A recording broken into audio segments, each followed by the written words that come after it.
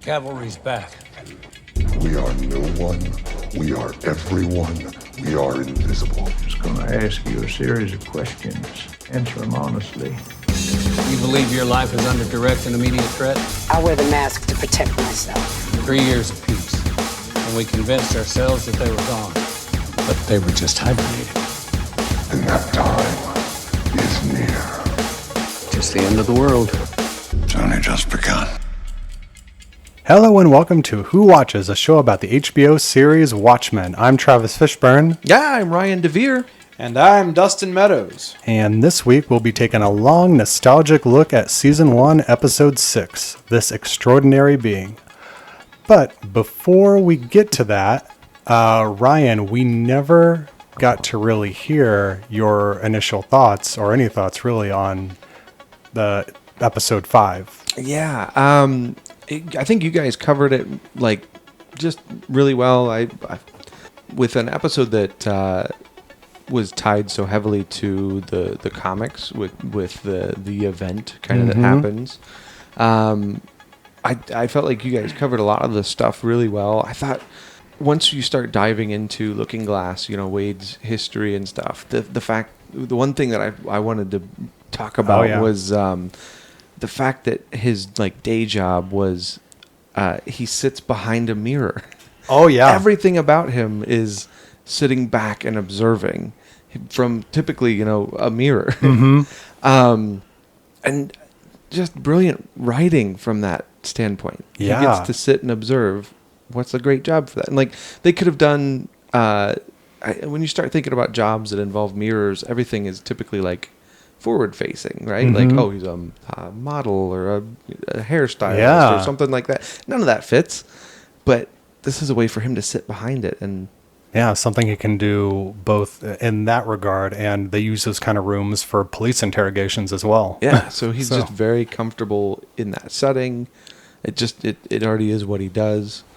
I think that was really it, though. Yeah. That was the only thing that stuck out to me that you guys didn't cover. But still, yeah, just an incredible episode. It's been, up until the week, up until this most recent episode, just haunting me and like in my thoughts a lot. Been listening to a lot of Careless Whisper, which is another thing. Just so many things. I feel like every week I'm always like, oh, we didn't get to talk about this, or I didn't notice this, and one of the things I saw a Facebook post that was Angela, and the thing that brings down Angela is a careless whisper that she gives to Looking Glass about so just another level in there. Interesting. Yeah, every episode just keeps going like this, though. Like, the more you chew on it, the more stuff you see. We've talked before about how excited we are to rewatch from the beginning.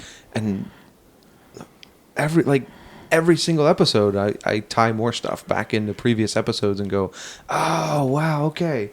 And it's just going to keep going like that. Yeah, I think it really will. I just can't wait to revisit the whole series. I just know it's going to be something that is going to hold up very well to rewatches. The other thing, Adrian in that episode, he makes the message, is it send help, I think, D? Yes. Is there no chance that that's Dan? It could be Dan Dryberg. Oh, Dr. Manhattan. Gotcha. Dr. Manhattan. Gotcha. On the official Watchmen podcast, I brought up it could be Daddy. Constructive. Yeah. Good old. Also, I don't know, do we...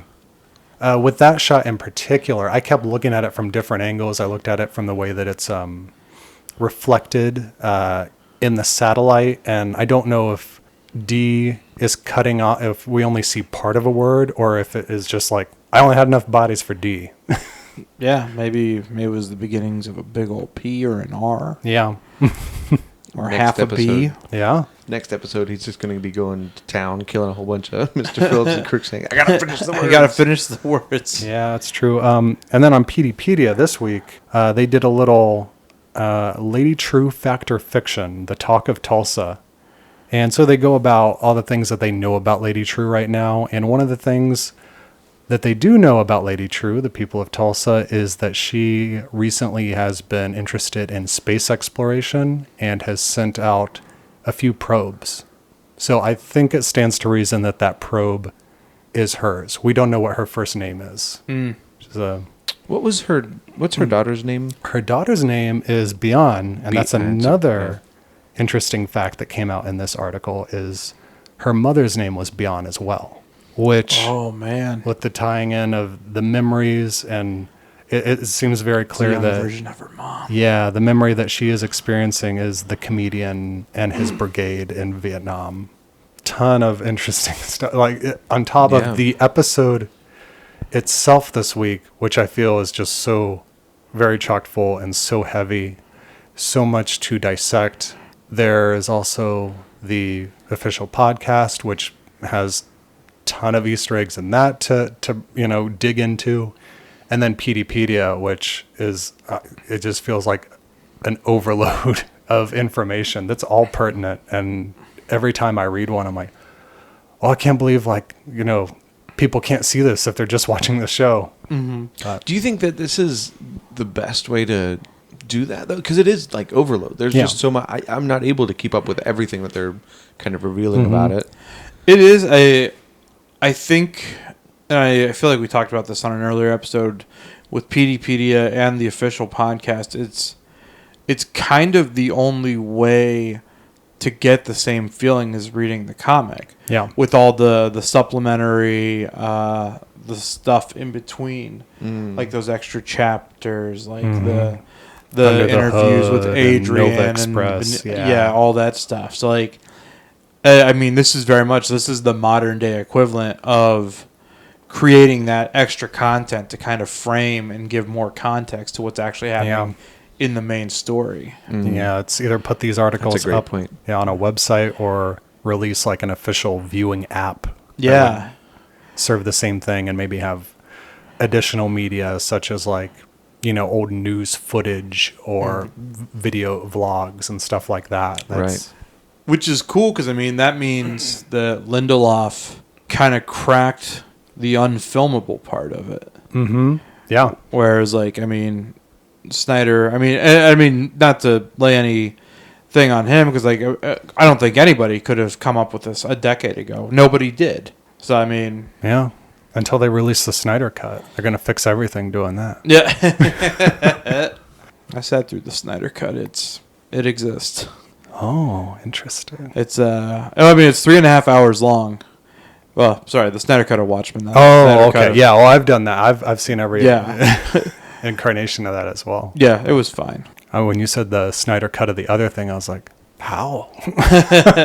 Oh, me and old Zack Snyder, we're good buddies. I was one of the only people that didn't complain when they announced Ben Affleck as Batman. So, I was so excited. so about Ben we're Affleck as we're good pals now. I remember I came into work that morning. Oh, and we worked together, and you were like, "Did you hear what happened to Ben Affleck's parents?" And I think I responded with, "Did Ben Affleck just get cast as Batman?" Somebody shot Jeffrey Dean Morgan in an opening credits sequence.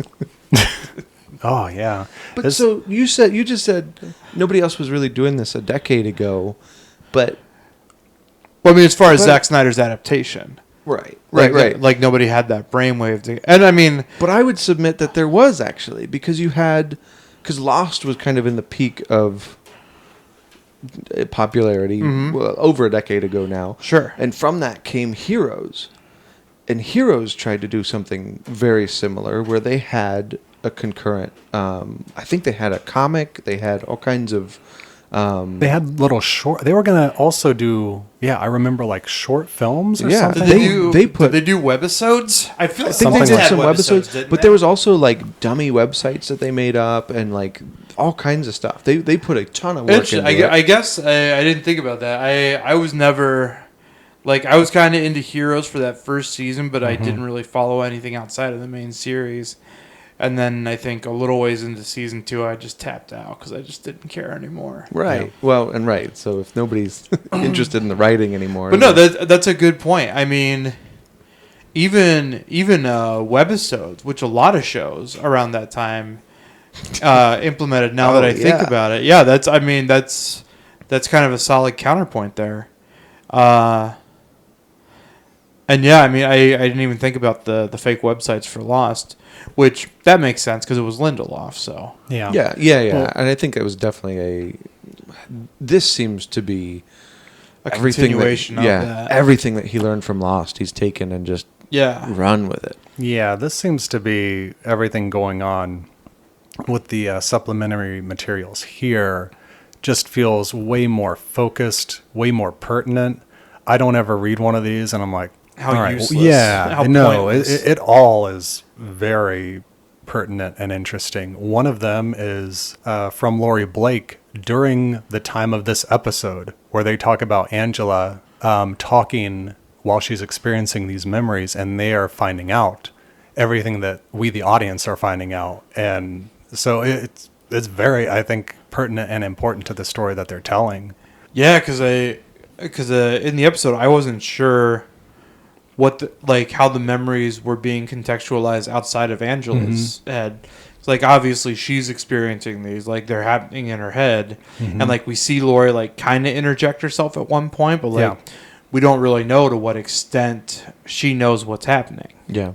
Yes. They don't really give us a break from that, and I appreciate it though, Yeah. because it made it feel. Let's get into the episode so we can we can go, so we can break it down more. But we'll go ahead and get into that then. So the episode begins with a little bit of a different title reveal. The Watchmen logo transitions into a purple Minutemen logo. Yeah. that was super smooth too. I didn't catch it at first until right before it disappeared. I went, wait a second. It says something else. Yeah. Yep.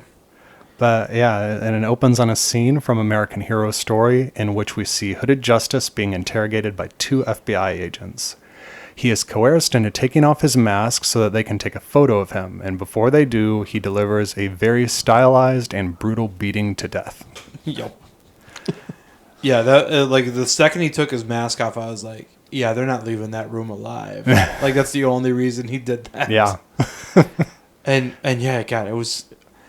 I'm a sucker for close quarters fight scenes. It's part of what I loved about Daredevil, the series, so much. Yeah. But I mean, I'm a sucker for any well choreographed fight scene, but especially to do it in a confined, like claustrophobic space.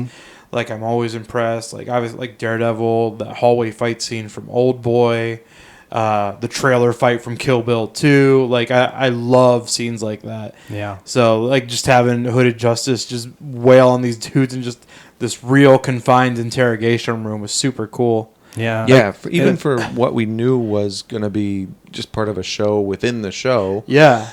They spent a lot of time in it. Like, because I took note several points. You can clearly tell at every change of camera angle, you know where everything still is, even in a very small space that's fairly nondescript.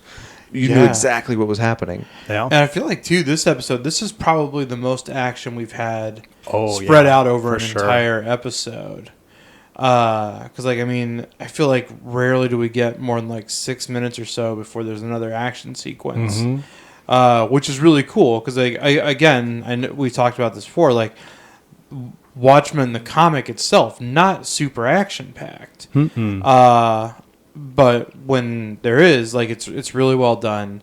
And this show, it's not so much that it shies away from action. It's that it uses it at the best possible times. Oh, yeah. And this episode benefited from them kind of letting their hair down, so to speak, with their action scenes and having a little bit more of it. And yeah, this was just a great opening scene. Yeah. And the American Hero Story aspect of it as well gives them the liberty to say, hey, let's do this in a super stylized way that doesn't necessarily fit into the rest of the world. Yeah. But we get to shoot this and show this in a way that's just very different.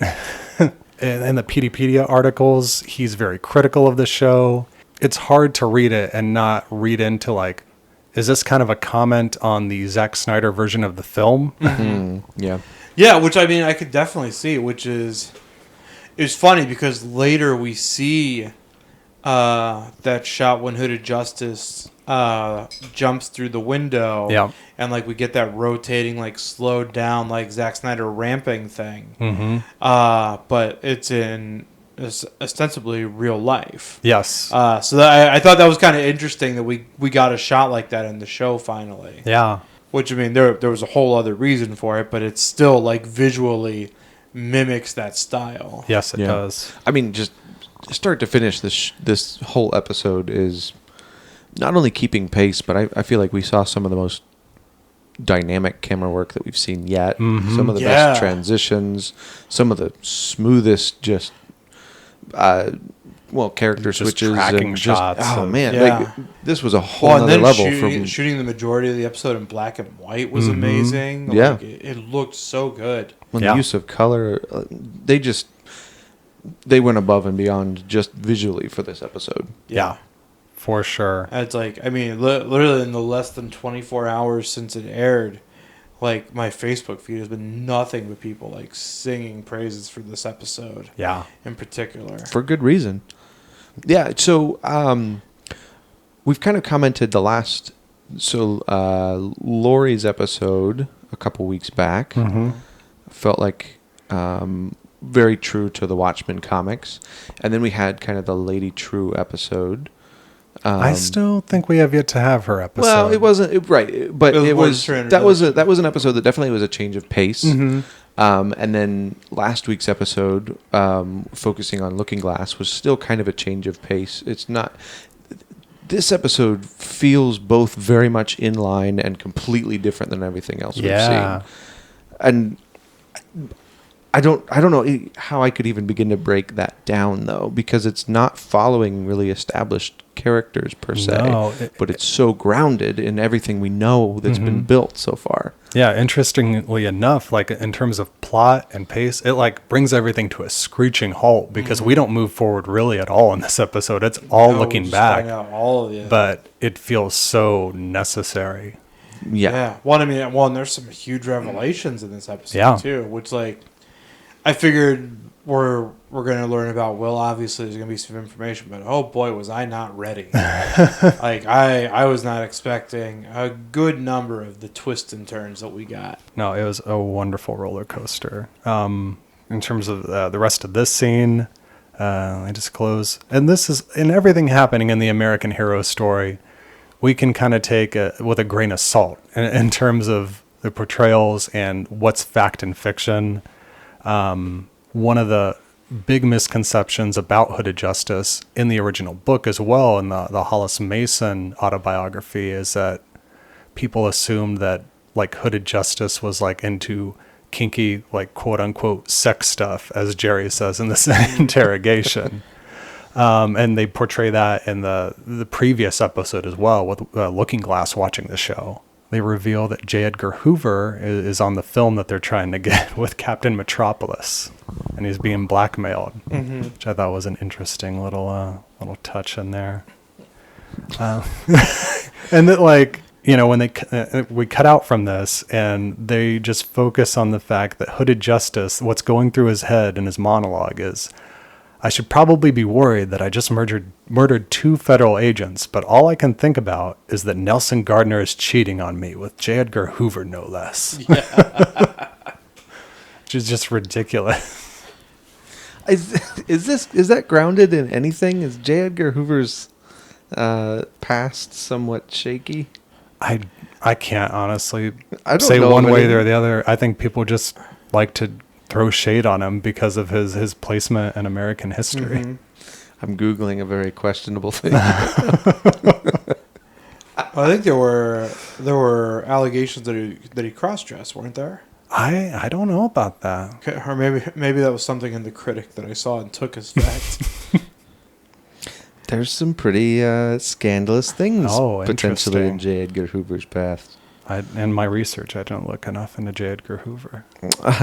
You gotta ask more dangerous questions. That's it. I'm not sharing All right. anymore. Moving on. But yeah, interesting. We transition out of the show and into the police precinct where Lori arrives at the cell where Angela is being held.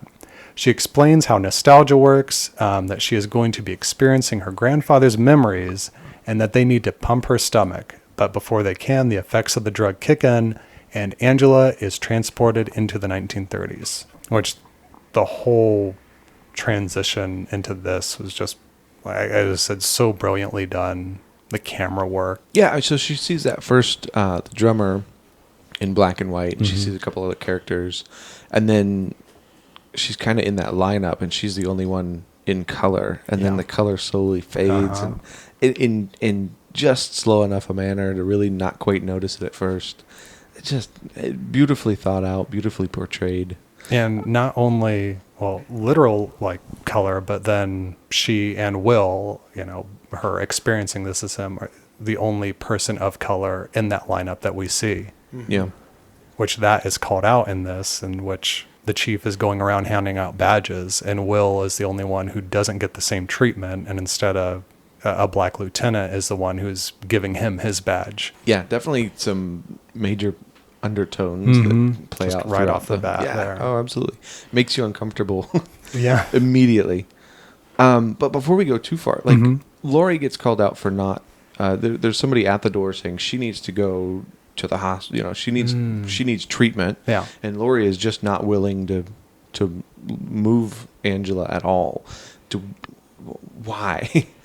Do we have any sense on why she doesn't want to hand her over to the hospital? She clearly knows that she's in trouble. Well, I think that kind of plays into what we see at the very end, and the fact that Angela wakes up somewhere else, and she is not in police custody anymore. Right. So I think the fear is, well, and it's revealed in the Peteypedia article that she ends up going to the hospital. And I think Lori's fear, and that's well-founded, is once they get her out of the precinct, she's not safe. She could be taken by whatever forces, Lady True and Will. Yeah. That's fair.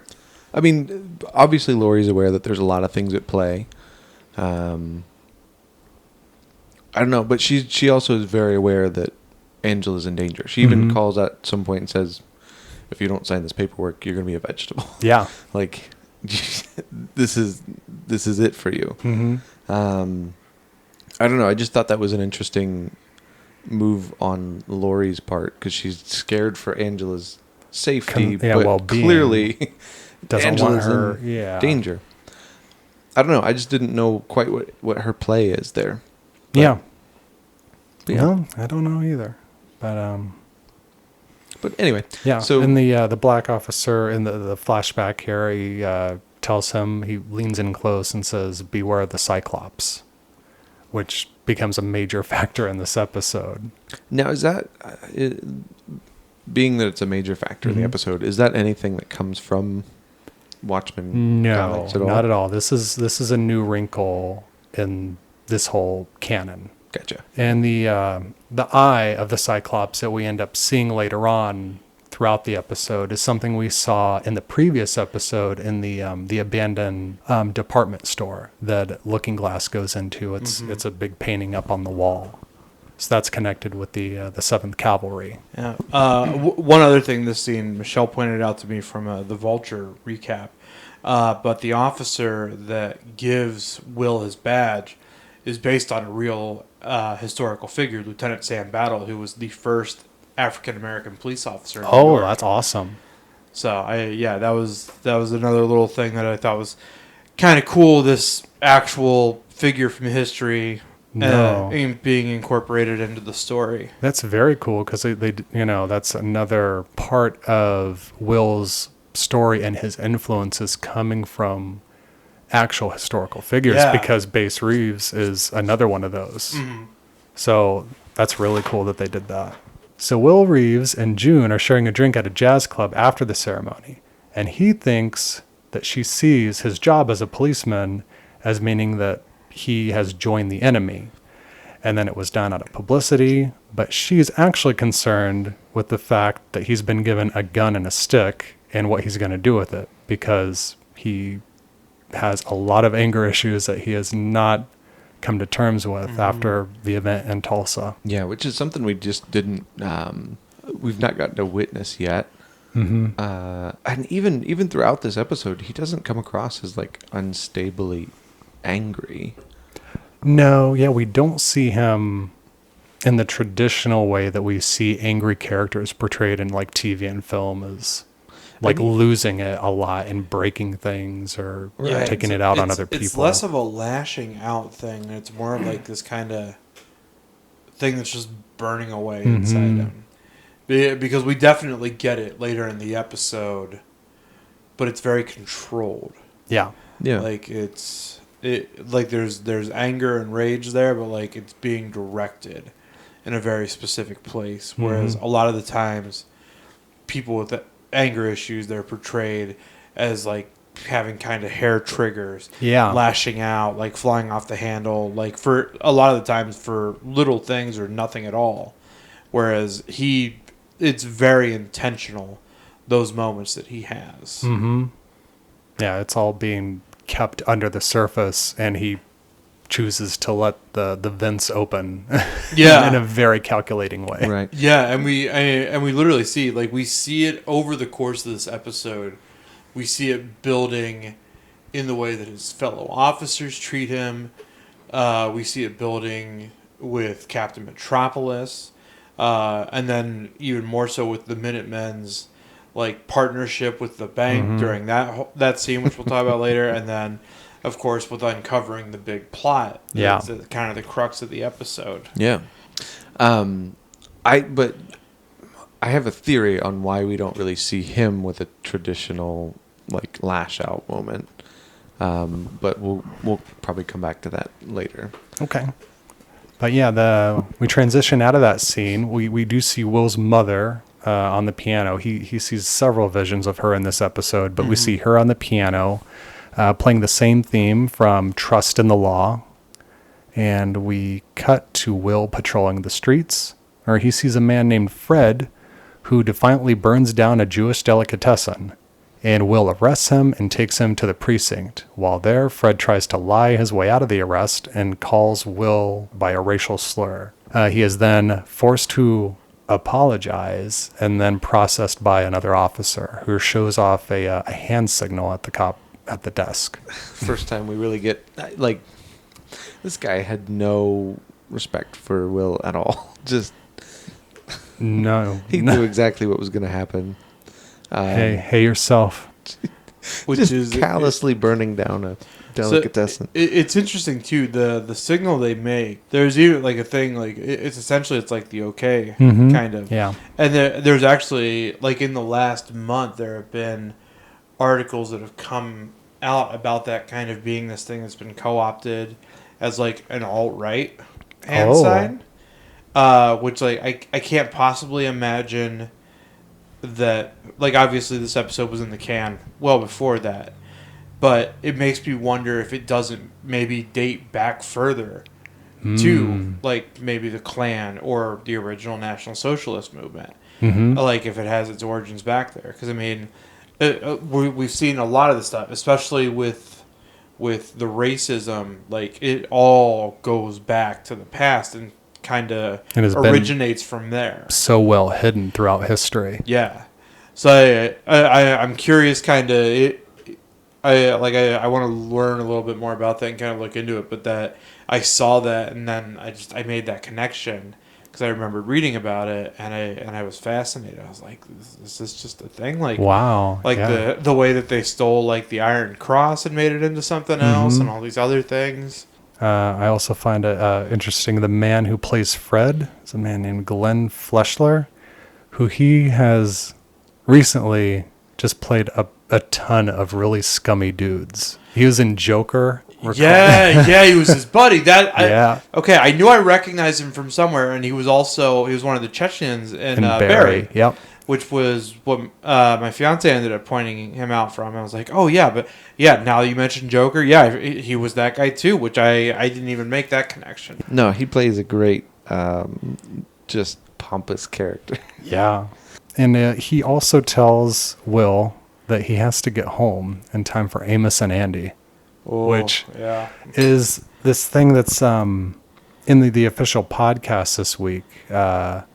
Damon Lindelof talked about how another thing that feeds into this whole history of literal history of America, not this alternate one, is the way that minorities and people of color have always been portrayed in the media, and how that's directed the culture, and how the fact that Will Reeves is Hooded Justice is a huge thing because he's the first, and that's something that, you know, people of color have been really robbed of for the majority of the existence of these kind of characters. Yeah. And, you know, the fact that he latches on to these characters like Bass Reeves and the Lieutenant. Yeah. Which, with just the mere mention of Amos and Andy, just reminds you that has been such an issue throughout history. Oh, yeah. It's a nightmare. It's, again, like, it's really interesting, like, on a tangential note,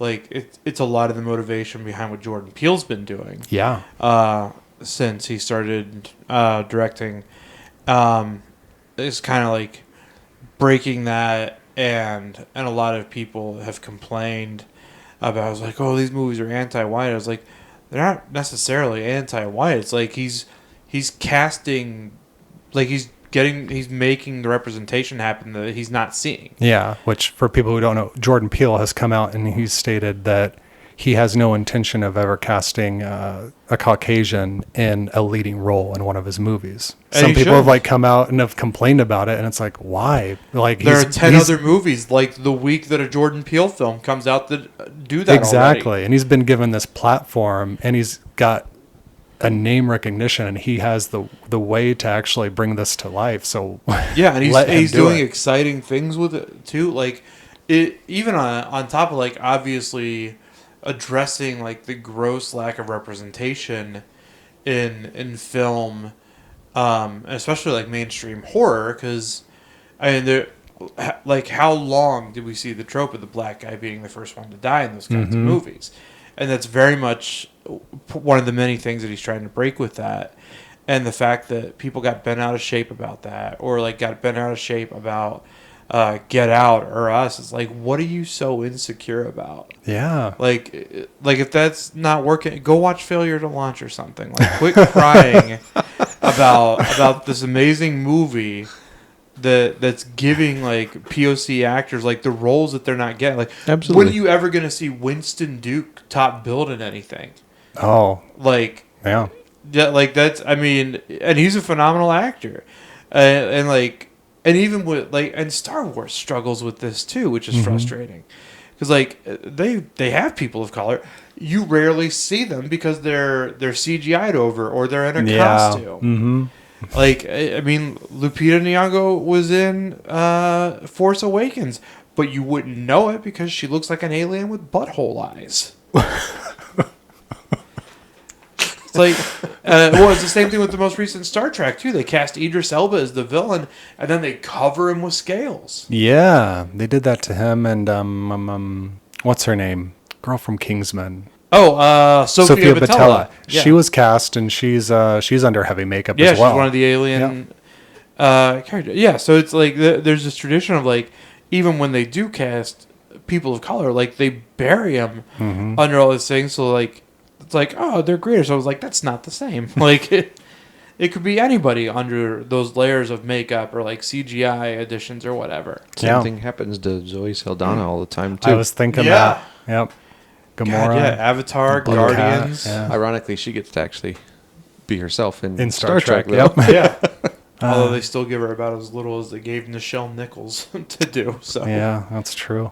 But yeah, like, this episode again, like, does a great job of, like, hitting on those, like, it's been, like, literally from the start of the show, we knew that race was going to play heavily into the plot, or more specifically racism, kind of driving the plot.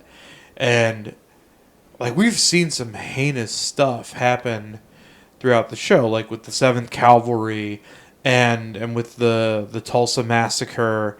But, like, this episode is particularly haunting and effective because we literally see a character whitewashed, like, in history, which is a huge injustice to that character. We see authority figures, like the people that we're supposed to feel safe and protected by, openly throwing around racial slurs, dragging black people behind a cruiser down a street. Like, it's nuts. Like, and then, like, parading around, like, later with, like, Klan robes and their hoods off. Like, it's because there's two sides to the coin. Because we see the people that we're supposed to identify as the good guys wearing masks to protect themselves, and then the other ones doing it to avoid being caught. Mm-hmm. Yeah. So it's a real interesting kind of split on that coin, and seeing the different reasons. Like, and everyone in the show wears masks for different reasons. Like, the cops wear, like we said, for protection. Looking Glass wears it because he was clearly traumatized by the events of 11/2. And we just see all these. The Hooded Justice puts it on because he feels like, as a law enforcement officer, he clearly is disrespected, he's disregarded, but when he puts that hood on, he's something else. Like, to steal a page from Batman Begins, like, he's a symbol. Like, he's not a man. Like, nobody knows who he is, but they see the hood, they see the noose, and he's just dishing out justice to cops and racists all over the place. Yeah. So Will is patrolling the streets the next day when he sees Fred on the street. And he goes back and is told by the cop at the front desk that there must be something wrong with his memory and that he needs to let it go. Yeah, they're literally gaslighting him now. Exactly. Yeah. I don't think it was that. I think it's actually earlier in the episode, but throughout this whole the whole episode, actually,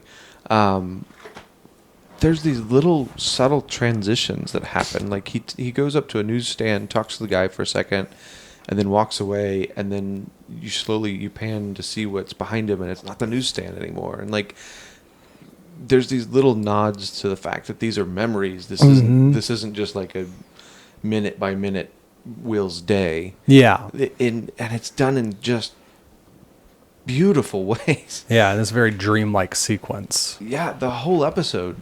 I can't imagine what the storyboard looked like to try and get there, because it's not done obviously. Like, they weren't doing it to hold a lot of attention. You could pretty easily be half paying attention to the episode and miss all of those, but it's everywhere. Mm-hmm. Sorry, that just one of the things that really is a big part of this episode is just the texture of it. Yeah. No, I thought that as well, like how wonderfully that's all captured. More so than I would say in Inception. Oh, interesting. Yeah, absolutely. Yeah, interesting thing about the newsstand is we see the first appearance of Superman in Action Comics #1, which is that's a big part in Hollis Mason becoming the first Night Owl, as he is inspired by Superman as well. But obviously Will Reeves has much more of a connection with this character, with the backstory of being locked away and sent away while his home is destroyed. Yeah. Oh, yeah, that's a great parallel. And I love it, too. Like, hearing the news vendor describe it, like, it's a way that I've never heard Superman explained. Yeah. Because, like, usually you don't hear Superman explained in the context of that first appearance, like, from his little origin story. It's just like, oh, yeah, these parents put their baby in a rocket and sent him to Earth. It's like, that's insane. And then somebody's like, yeah, no, this alien crash lands in Kansas and then finds out he has superpowers and then becomes a reporter as a cover, and he's powered by Earth's yellow sun. It's like, all right, how is that less dumb than the other thing? But just hearing it out loud, it's a way that I've never heard Superman's origin explained, and I was like, that. I mean, you read that comic. That's exactly what it was. It's not untrue. Because at this point, like, by the time we were introduced to Superman, like, we had the Christopher Reeves movie, like, we had decades of Superman, and to just kind of like have been there for when it happened. Yeah, is really interesting, and that's probably exactly how people described it. Yeah, that's very interesting. Then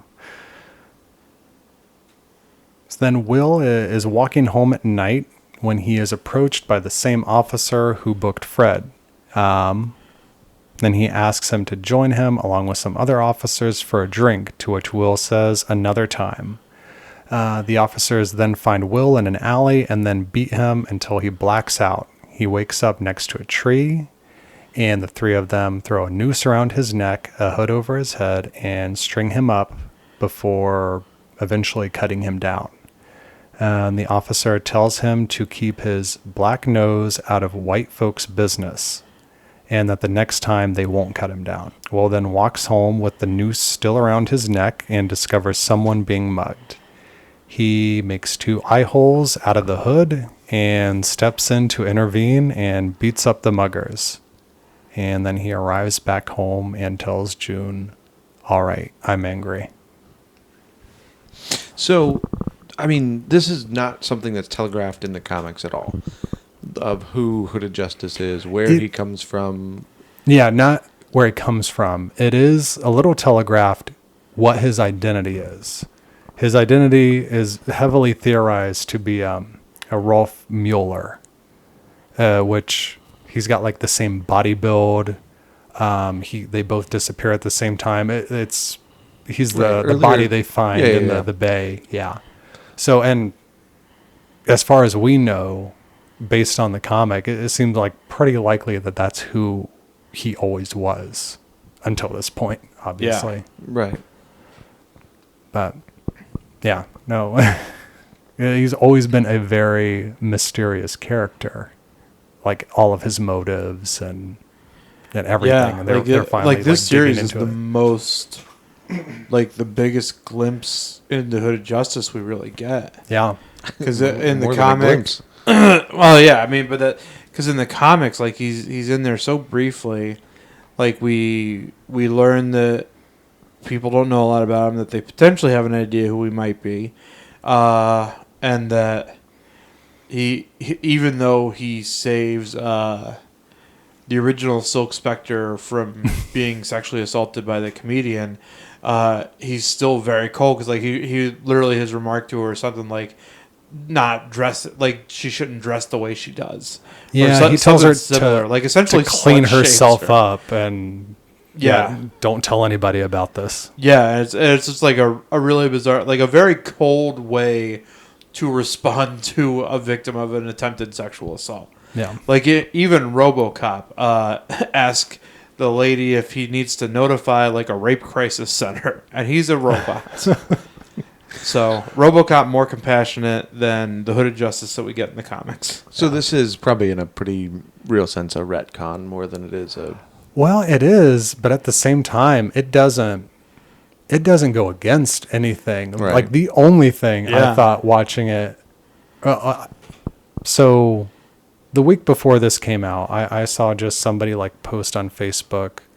This isn't a spoiler. It was a theory. Like, what if Will Reeves is Hooded Justice? And I just started thinking about it, and I was like, well, the timeline, it all makes sense. And so I started to like wrap my head around that a little bit. So when it finally happened, I was like, oh, they are doing this. It was like the only thing in my mind was like, well, I know like they've always portrayed him with the skin around his eyes as being white. Yeah. And I'm not opposed to... But that's literally all we see. Yeah, and I'm not opposed to like, them taking characters from a comic and changing the race at all, But I just feel I was feeling like, well, I feel like Lindelof and the whole writing team seems so they treat like everything that happens in the comic visually and like as pretty much, a Bible, as just fact. So but they explain that it just made everything surrounding this character and the noose around his neck and the hood and the fact that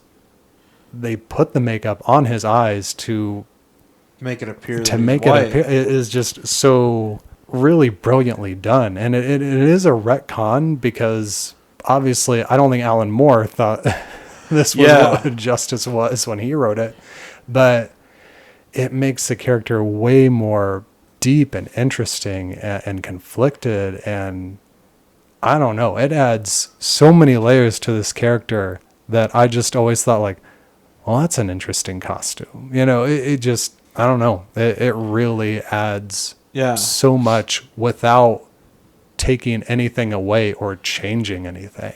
It's Well, and then so I might have been distracted and missed it. Like, what reason do we get for why he applies the makeup around his eyes? June applies the makeup around his eyes. Well, we can get to. Well, we'll just go ahead and do it right now. I mean, that's kind of the next scene, right? Yeah. Well, she wants to know about Bass Reeves' trust in the law film, which he watched over and over again as a kid, and he retells it. When he's done, we see June applying the white makeup around Will's eyes as he gets ready to put the hood on, and she asks in that film all of the people outside the church who cheer. She asks what color they were, and he's like, white, and she's like, yeah, exactly. If you want to be this hero that they think you are, you have to be. They have to think you're white, otherwise they are not going to accept you. So that's why. Yep, that makes sense. So then is it that same scene that she's the one putting the makeup on him, and which even in the black and white of the It still pops. yeah, yeah. it still was very obvious what was happening. And such a really awesome. I mean, have already been tying the Hooded Justice character into the Angela character from the get-go, when there's the whole monologue about him being angry in American Horror Story, and they pasted over Angela arriving at Crawford's home. But then, they just do it again throughout this episode, where he's getting the white makeup applied around his eyes in like a negative image of how her makeup, how she applies it on her own eyes, and how she uses a hood. And it's just really astounding. Now I know that it's kind of hereditary. She comes by it honestly. Yeah. Yeah, there's definitely there's a parallel and there's an opposite thing of he was a cop in a time that it wasn't acceptable for an African American to be a police officer, whereas predominantly what we've seen from Angela is almost all of them are African American. And like she's kind of the negative of whatever his experience was. Oh yeah, it's a result of the sea change that happened after things like the Tulsa massacre, and like things kind of led the way to allow the Redfordations to exist in the first place. Yeah. So it's kind of, in a sense, it's kind of come full circle. Which Very is, much like so, we literally see with Will, we get the beginning of the things that set that in motion, at least directly in the show, and then we see Angela living in the world that led to. Yeah. Another thing I want to just highlight as we're going through it, he comes home and says, "Okay, I'm angry," but we have another instance of June telling him who he is. She's like laying out like this is why you've got to do this way. This is like you need to put the mask back on. You need to keep doing this. She says, "You ain't gonna get justice with a badge, Will Reeves. You're gonna get it with that hood. And if you want to stay a hero, townsfolk gonna need to think one of their own is under it." Leaving that for later again. I mean, from the get-go, with where he drew his inspiration with the Bass Reeves character, you said it up front in the pilot that, like, when we first see him up on the screen, it evoked Hooded Justice, and you thought, like, is this him being portrayed on film? But no, it ties into that. That clearly influenced the man who would become Hooded Justice. Yeah, it's just crazy how well they did that, and how well they put everything together. The costume department that Louis Gossett Jr. had, when they were putting his costume together, they put him in this red blazer with a black hood, and they put him in Hooded Justice's like costume and colors. And they really telegraphed it, but nobody all the knew pieces were until- there. Yeah. And so like the parody that they've made several times now with Angela and Hooded Justice, we would have never made this leap without this episode of like Hooded Justice is obviously a white guy, but I don't know, they did it in a way that just It feels right. It doesn't feel like you said, it doesn't take anything away from the characters, No. and it really adds a whole new depth to the story as a whole. The fact that he never takes the hood off is something like in the comics, you're always like, I don't quite understand why. They hint it is because of like communism is why in the comics, but I like this a lot more.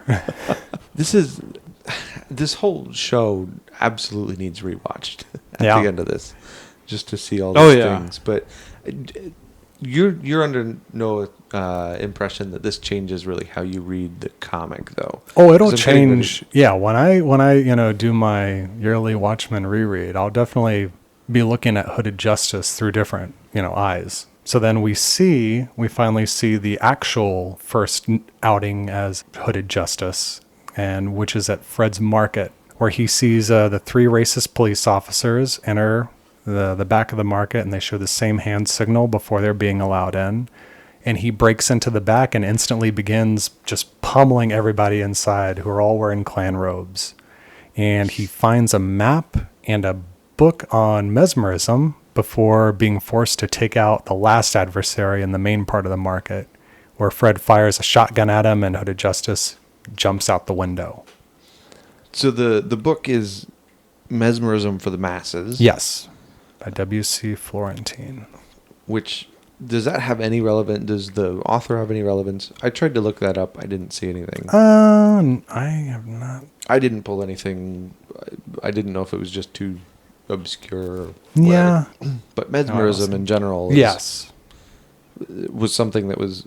Franz Mesmer was well known by this time. He was around in the 1700s. Mm-hmm. Fred being obviously this kind of embodiment of everything that Will comes up against. Fred's always around the corner. He is. Yeah, he's throughout this episode. Like, he's like, they wanted me to stay away from this place. They're hiding something in there. Which is what led him. As we first see the Eye of the Cyclops symbol on the map. And along the map, we see a list of cities and cities with numbers next to them. And I can only assume that those numbers mean the number of projectors that they've installed in each city. Mm-hmm. I love that the fight, how it ends, how he takes out the last guy in the supermarket is against a big wall of romaine lettuce. Yeah. Nice little callback. Yeah. The leap through the window that he does, and it like time stops, right? Mm-hmm. I really I watched that back a couple times to see if I could see where the actor leaves and like the CG character kind of comes in. I couldn't find a seam. Yeah, I don't think you'd be able to find a seam throughout any of these transitions in this episode. Phenomenal. And then the fight that he has with the other guy, the three guys. Mm-hmm. Speaking of like Daredevil and close combat. Yeah, it's a great fight scene. There wasn't a cut for like a long. That was that long tracking shot, which I also love in fight sequences. Great. Yeah, just everything about that. And then mid-jump, we're treated to a Zack Snyder slow-mo pan around where Laurie appears before Angela as Hooded Justice, and she tells her that she's ingested a lethal dose of nostalgia. And they've given her adrenaline and have brought Cal in to help bring her out of her coma. When Cal is repeating the facts about her life, as he's doing so, he fades away and he's replaced with June as she's talking to Will in their apartment.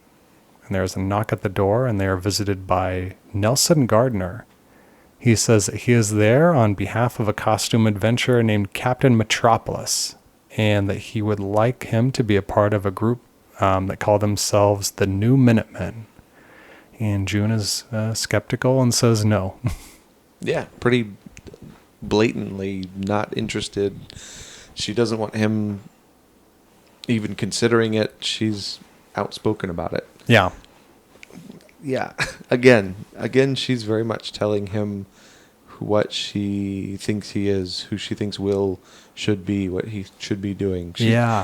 Obviously kind of an outspoken character, but very much invested in who Will is or she thinks Will should be. Mm-hmm. Everything that he was saying in that other scene about what he kind of projected onto her thinking that like he's joining the enemy and it's a publicity stunt when he was becoming a police officer.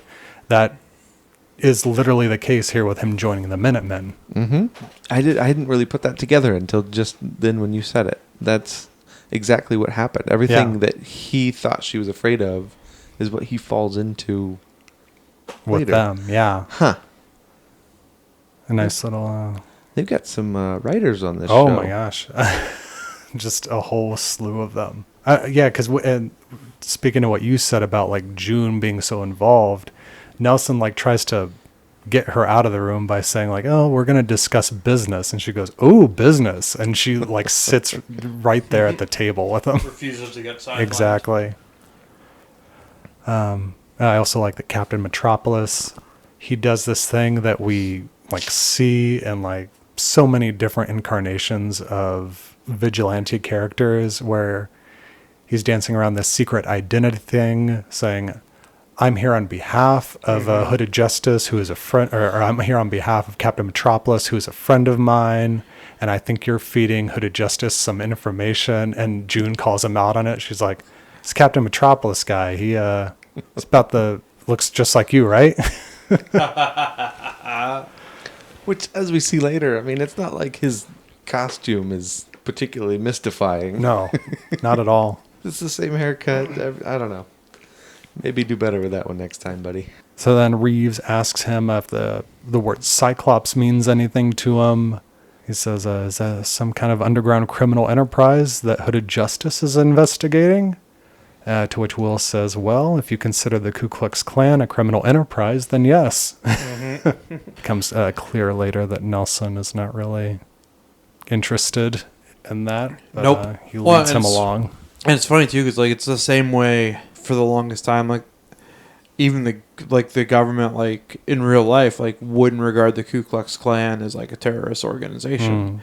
And people was like, "Oh, it's freedom of speech." I was like, "No, it's hate crimes. Like they're spreading their message through fear and intimidation. Like that's terrorism. That is the textbook definition of terrorism. Yeah, you're just using a different word for terror, like in how you're doing things." And yeah, God, oh. Yeah, Captain Metropolis is really easy to hate in this episode. Oh, he is. Again, I'm going to call out Peteypedia. You get Captain Metropolis dies in a car accident in the 70s, and you get his last will and testament, which is all goes to Will, and it's all him just apologizing profusely about everything that he did wrong.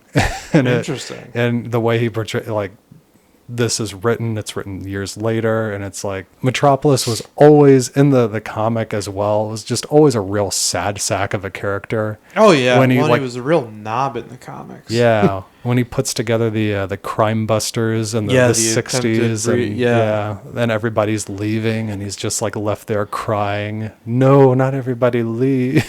Yeah, and Dan's there just consoling him. The comedian's just lighting his patrol map on fire. Yeah. So then we cut to Will and Nelson in bed together. And they discuss the Minutemen and the idea of Will joining. After a spirited railing. Yeah. We cut from the no to a yes. Yeah. But is there so like we've come back to that relationship several times in the show. Mm-hmm. Is that hinted at in the comics? Yes, it is heavily implied in the comics that Hooded Justice was a homosexual. Gotcha. And he did date Sally Jupiter, who was Lori's mom, but again, that was all for promotional material. Sally Jupiter in the comic, like pretty almost every relationship she had was for PR purposes. Yeah. And then she was actually having a relationship with the PR guy on the side at one point. Well, yeah, she's who she married. Yes, that's what it was. Yeah, the guy who ran the Minutemen was who she ended up marrying, but she was his beard. Yeah. So then we come back to June, Will and June. Yes. Yeah, June and Will, they're in bed together, and June thinks that the Minutemen only care about what Hooded Justice can do for them, and Will says that he can't take down the Cyclops alone. She asks him to tell her about the first time that he saw her, and he recounts the scene from the pilot in which he finds the baby wrapped in the American flag. And she tells him that she's pregnant, which this is the first time that it's confirmed, like, she is that child that we see in the first episode. Yeah. So with that, we get kind of the understanding that she's gone through basically the same thing Will has. Yep. Yeah. Though she just probably doesn't remember it as vividly, if at all. Right. So she's not had that to shape her. No. So she counts on him to kind of remind her of where she came from. Yeah, but I heavily get the implication that she was the angry one throughout all this, that she carries the most weight, that she's the one, like, because she's always the one telling him, she puts the mask back on him. She tells him he needs to be white. She tells him, like, repeatedly in this episode, she's projecting, very much projecting her experience and her background onto him because, oh, you've been through this too, so you should be taking it harder. And even late the next scene that she's in, I feel like furthers that even more. But we'll get there when we get there. Yeah. Oh, that's a very interesting take that I didn't have, but that seems very valid based on everything that's in the text of this episode. But yeah, then we get a montage. But first we see Will collecting news articles relating to Cyclops, and then a press conference in which he joins the Minutemen. And when he tries to bring up Cyclops in front of the reporters, Metropolis cuts him off and redirects it towards a plan being hatched by Moloch the Magnificent. He then unveils a poster from National Bank depicting the hero Dollar Bill apprehending a caricature of a black criminal. Very unflattering caricature. Yeah, which we saw that hung up in one of the cavalry members' trailers in the first episode as well. Yeah, and then we see Hooded Justice just walk away absolutely disgusted with everything. Yeah. And then I think we briefly see the comedian in the background. Yeah, I think he was probably in the background. Like very, very out of focus, but it's that first costume that we see him in, like that hideous like gold thing. Yeah, HBO actually today released an official pic of the Minutemen, which is the picture that they all take in the comic. Yeah. So, but yeah, it was just a lot of stuff going on in there. The fact that he redirects it like towards Moloch, and he's like collecting all this solar energy for a weapon to be used against the masses. It really goes into everything like the original comic and this show is about, because in the original comic, Damon Lindelof talks about how Veidt and the heroes themselves, they're facing the Cold War, and how do a bunch of costume heroes attempt to tackle something like that? And then Veidt is the one who comes up with what he does to sideline that. And so in this story, we get like the idea of like attacking supervillains and their plans like that versus, racial injustice. And how do you fight that? How do characters like this? Yeah, there's softball in it. Well, and then even like they essentially have an endorsement deal with like which is gross. Like this made me think of the Captain America, the first Avenger. Yeah. How like after he gets the super soldier, so everyone's like, "Hey, we've got this weapon that we could use. Hey, what if we use it for propaganda instead?" And like put him on a tour, like punching out Hitler and trying to get people to buy war bonds and all that. Like, and that's exactly what this feels like is just this kind of ineffectual thing. Yeah. That they're using the novelty of masked adventurers to kind of boost the signal on. No, that's a very good point, and taken from the same era of superheroes in history. Yeah. And then too, like seeing like Hooded Justice's breaking point literally being not only them kowtowing to what I think can safely be labeled as predominantly white interests, but then like also seeing what little regard that the banks and the superheroes in the Minutemen hold towards African Americans. Then the montage continues, and we see June and their son growing up in their apartment. His son continuously sees his dad putting on the white makeup and going out as Hooded Justice, and he continues to collect clippings that point towards the Cyclops. And then later we see, as a police officer, Will arrives at a movie theater in which there is a massive and deadly riot inside. He interviews a survivor, and as she's given her account, he sees a man with a projector leaving the theater. And he follows him to a warehouse, and we hear a phone call he makes to Nelson telling him that he knows what Cyclops is doing, and he's asking for the Minutemen's help. Nelson is just completely dismissive and condescending, and he leaves him to, quote, solve black unrest all on his own. So then Fred sees him and offers to get him some free steaks from the warehouse, which is his. So then Will shoots him and approaches the warehouse. Once again, Fred's showing up places. He says, I know all the cops who walk this beat and you're not one of them. So what was he makes a comment about how he doesn't quite recognize Will. Do you think that would, I mean, Will would have been the only black cop on the force at that point, right? Yeah. You think he was just being I think he facetious? Yeah, I think he recognized him, obviously. I think he just was making a comment like, you're not one of the normal cops around here. Gotcha. Because obviously Fred, with this whole operation that they have going on, would know anybody who is supposed to be around and has paid them off. Yeah. If they're not already just blatantly being a part of it. And then Captain Metropolis says the Klan is using mind control. Do you have any idea how ridiculous that sounds? Which again is based on the previous scene with Moloch and the solar energy and them fighting criminals who are like using all these pieces of technology, which, you know, the mind control is more crazy than anything else that they're dealing with. Yeah, so, and this is just a gap in my understanding of the comics.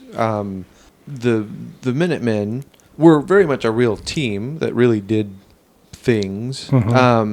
But like nobody prior to Dr. Manhattan, nobody had superpowers or anything. Yeah. Were they still dealing with kind of fantastical, super villainy type things? They were dealing with. Moloch is the only one we really get to hear about a whole lot, and he used a bunch of just gadgets. Yeah. To hatch all these crazy schemes. But technology was still very much a part of what they were fighting against. It was Captain Metropolis being very dismissive. Saying it's ridiculous, really showing his colors as far as he got Hooded Justice onto the team, and that's all he needed to market it well. Yeah. That's unfortunate. But then, Will enters the warehouse and kills everyone inside. We see multiple film projectors being built.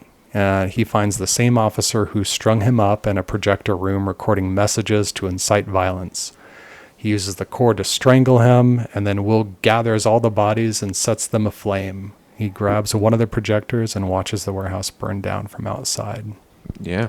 I mean, and it's worth noting most of the people that he interacts with in there are in police officer uniforms. Yeah. I mean, deeply They're not all infiltrated in into the force. The Klan uniforms that we saw earlier. Yeah. Another interesting thing was one of the only like bits of color, or one of the few pieces of color in this episode was there was a light above the projector room. The recording, which this is another like kind of a callback to the previous episode and Schindler's List, where they talk about the girl in the red coat and how that's the only like splash of color in a all black and white film, and we see that same technique being used in this episode. So that was all just over a the place, little, But then, Will arrives back home and finds his son putting on the white makeup and noose, wanting to be like his dad. And June says that the hood didn't help get rid of this thing that he has, it just fed it. So then she takes their son and leaves to go back home to Tulsa, and Will is left with the noose and the projector. So I don't feel like his response to his son putting on this costume is an outrage. Crazy, yeah. It's not an angry response. He's not slapping him around or anything. He just kind of calmly pulls him into the other room and says, no. Yeah. And starts cleaning him up. To which June's response is very like, well, this is the last straw. I helped make this thing. And Right, yeah, this thing that I encourage you to become, that has... I don't know, it just seemed odd to me. It seemed like it seemed to tell us more about her than it did Will, which... she was trying to find some excuses to get out of that. It seemed kind of like it. Like, your son's dressing up like a vigilante. That's probably reasonable. Yeah. And that's not something that we see a young Will do with his father's war uniform. There's a callback to that. So we see like these kids and the like generations of kids putting on their parents or their grandparents' costumes and uniforms. Which is, and you talked about this last week with so many of the themes of this show revolving around your heritage, where you come from, what you bring with you.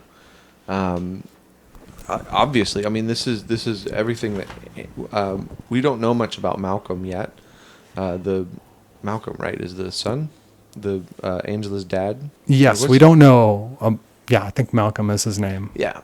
We really don't know much about him at all, but we know he at least carries this. He would have been of an age that he would remember this incident, and what that means as far as what Angela grew up with. Yeah. We're getting pieces of this this timeline of this family, and that's like the missing piece right now is where this missing generation, so to speak. So I'm curious if we get an episode here and then pretty quick about June and what her response to this is. What does Malcolm grow up with then with a mom who helped build this but also hates it now? Just wants to disown it. Right. Yeah. Well, it's very interesting. We'll see. But then after that, we see Will in 2019, and he's waiting beside the road for Chief Crawford's truck. And he uses a portable flashlight, which uses the Cyclops technology to hypnotize Crawford and make him do everything he says, including hanging himself. And then as Crawford dies, we see a multitude of images and memories blending together. And then an older woman approaches Angela, who is sitting in Will's wheelchair, and says that she is going to take her home. And she pulls on Angela and makes her wake up. Yeah, Angela seemed like relieved to see this woman. It seemed like maybe she recognized that face. Yeah, I was under the impression. I call her just one woman because that's what the subtitles called her, but I kind of assume this is an older June, like this is her grandmother in Vietnam or something. But what it very much seemed like to me. So I'd assume that's who it is, but we'll see. But we get like all these answers now. He was always telling the truth that he was the one who killed Crawford, and we finally get an explanation as to how. Finally. And he asks Angela in like the first or the second episode, I think, if she believes he could lift a 200-pound man. Yeah. Or is that the first episode? That's the first episode. Yeah. He's like, you think I could lift 200 pounds? Yeah. I feel like, he was trying to get her to be asking the right questions. Yeah. But trying to lead her. The answer being, mind control. There's no reasonable way to make that leap. No, not at all. This man clearly can't lift Crawford, so he must have used mind control. They found wheelchair tracks. Yeah. When they were, examining the scene and whatnot. Nobody mentions anything about a wheelchair being pushed. And so we see Will getting pushed by Crawford. Yeah. Under the influence of the mind control. Yeah, they didn't talk about like an extra set of footprints. Which I feel like would have been in that context very telling. Yeah. or at least would have led to some conclusions that we just didn't hear about. It's because where there was one set of footprints, it's where God was carrying him. I thought you were going to make a Sand People reference to hide their number. Yeah. Will marched single file to hide his numbers.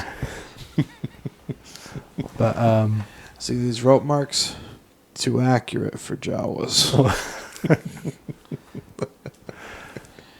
Sorry, I'm tired and I'm getting real loopy already. No, that was good.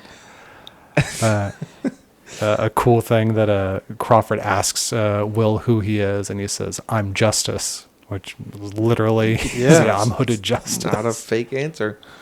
And we get an explanation that the clan robe in his closet was his granddad's, and that he has the right to keep it. It's his legacy. Clearly means something to him, but yeah, everybody's history is kind of tainted as this goes on. Yeah, and we still have yet to get Crawford's story and really everything that's going on with him, because we still have so many questions with him. I think, I mean, we only have 3 episodes left, but I feel like there are 3 characters that we still need plenty of backstory on, and that's like Angela and Cal, Lady True, and Crawford. I think all have backstories that we really need filled in quite a bit. But they've been doing a great job so far, so I think they're still going to be doing that. Knock it out of the park. Yeah. Oh, we're still waiting to figure out what happened with Adrian in the off season as well. This is the first episode that we don't get an Adrian. No Adrian. No, yeah. It would have been real hard to try to shoehorn him into this one. Yeah. I'm impressed that we're getting pretty late in this show right now. Yeah. The story's moving along. To spend a whole episode here not progressing the plot. I mean, it's more just filling in holes. Yeah. Issue 9 of the comic is Laurie's issue, in which her and Dr. Manhattan are on Mars, and it does a similar thing where it doesn't progress the plot a whole lot, and it's all about going back into her past. So it's very similar to that. Interesting. I'm really curious if we hear more about him using that technology at any other point. Mm-hmm. Yeah, because even with... We get a lot about what he did in the 30s and 40s, but there's still quite a gap of time that he has. Yeah. Yeah, according to PDpedia, he retired from the police force, and Hooded Justice obviously disappeared probably around the same time, but we get filled in on PDpedia that he was actually running a movie theater in Harlem in the 1970s. So. Oh no.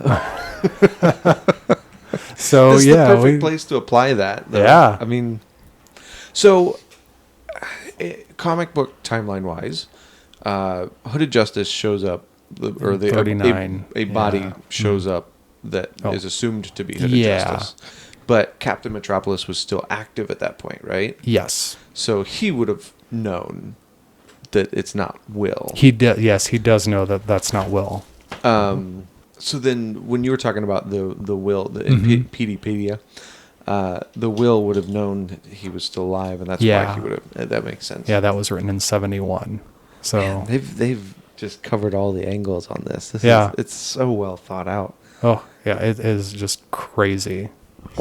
Yeah, and then the song that's playing during this scene is "Smoke Gets in Your Eyes," which is the same song that was playing when Will was almost hung. A nice little correlation there. Find it also interesting that Bass Reeves refuses to like hang the corrupt white sheriff in his favorite film, and yet Will Reeves is like, no, I'm not playing that way. No hang-ups about but it. Bass Reeves, his line is, trust in the law. Yeah, and Will doesn't. No, he's clearly Will's seen the law fail too many times. He's more. He wants justice. He doesn't want the law. Justice. And then, so Angela wakes up in a bed inside True's Vietnamese dome and is connected to a big tube coming from her arm. And True is just lounging in her chair next to her reading The Fountainhead. And then she sits down next to Angela and says, "Welcome back." Visually, it's just great to go from the black and white to the jungle and all the color and its warm tones, and it's still dreamy, but it's just very vibrant now. Yeah. You kind of get the same kind of experience that Angela does when you're trapped in this world and this character for so long, where she's supposed to really not know who she is really when she wakes up. And, that helps to further make the audience empathize with that character. So a couple episodes back, we got Will was talking about how Angela was going to find out everything he'd done anyway. Do you think what he was referring to happened in this episode, or do you think we're going to find out I think everything else that's happened after? I think part of it could definitely be this episode, but I think there's got to be a lot more. I think everything that's discovered in this episode, like we've said, we still don't know everything that happened with Angela in Vietnam and everything that her grandmother might have told her about where she came from, but I would not get the impression that she would be super upset with her grandfather knowing this history now. Yeah, it did not seem that that far outside of like believability. It didn't seem like something you couldn't have sympathy about. Yeah. Like, I don't know. So yeah, we'll see how Angela responds to all this and to whatever else that Will and Lady True have cooking up here. And maybe here find soon. out the fate of Wade. Yeah. Oh, forgot about that. That's Not even a whisper about it. I've not even a careless whisper. Yeah. Oh, and the Peteypedia, the Lori article, she says that they're going to get Wade because she says that he turned on Angela way too quickly, and she suspects Wade of being cavalry. Oh, So yeah, so that could definitely so we'll get be answers going on that probably pretty quick. But yeah, just another just awesome hour of television that is just, equally as good as the previous one, which I don't know if they'd be able to top that.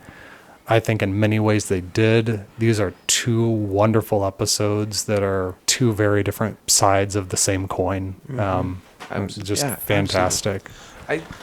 I would love to see all kinds of awards for like this specific episode. Yeah, I think this will probably be the episode they submit for Emmy nominations and consideration. I think it hits the right tone as far as like writing Cultural along relevance. between. Yeah, absolutely. Technical is just on all fronts, firing on every cylinder. Wonderful episode of television, and looking forward to the next one. So in the meantime, Ryan, where can people find more of your work at? You can find me at Harbjagen on Twitter. That's HARBJAGEN. And Dustin, where can people find some more of you at? You can check out what I got going on by going to DustinMeadowsComedy.com. Awesome. And you can reach the show at whowatchespodcast@gmail.com. We're also on Twitter at whowatchespod and on Instagram and Facebook.